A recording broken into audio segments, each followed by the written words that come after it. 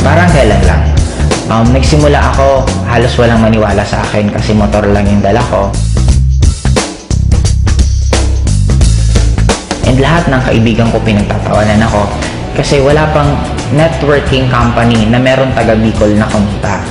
Pero after 4 years, sobrang grabe ng blessing na binigay sa akin. 4 years, 4 na sasakyan.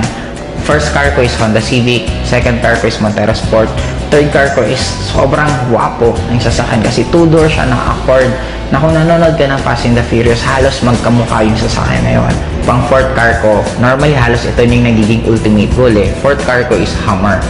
Na ang kagandahan dito, may maliban lang kasi since ang taas ng gas consumption ng Hummer, binigyan pa ako ng in-global ng bonus na profit sharing na worth 600,000. 350,000 para daw pang gas ko sa Hummer ko.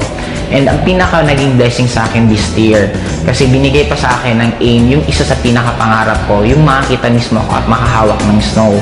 Nakapunta kami for 12 days sa United States, all expense paid, ni piso wala akong ginastos. Ang ginawa lang namin doon, walang iba kundi kumain, mag-shopping, mamasyal, sobrang sarap ng buhay. And ang nagiging blessing sa akin ngayon, hindi lang ako yung kumikita. Kasi within this year alone, 10 sa taga Bicol ang nagkaroon ng first car nila. And I already created more than 30 millionaires under me. Ang isa sa pinaka-nasarapan ko sa AIM Global, kung ako tatanungin mo bakit AIM Global ang kinakareer ko, kasi ang dami kong choice kung ano yung pwede kong gawin na opportunity or pwede kong anong gawin na ibang bagay. Pero kaya AIM Global ang ginawa ko for 2 reasons lang. Number 1, kikita ka ng sobrang daming pera in a short span of time. Right now, I'm already earning 7 figures per month. And by next year, I'm sure kikita ako ng nasa 8 figures per month. Ang pinaka-bottom line sa akin, hindi lang yung pera, pero yung magkakaroon ka ng lots of time para i-spend mo sa loved ones mo.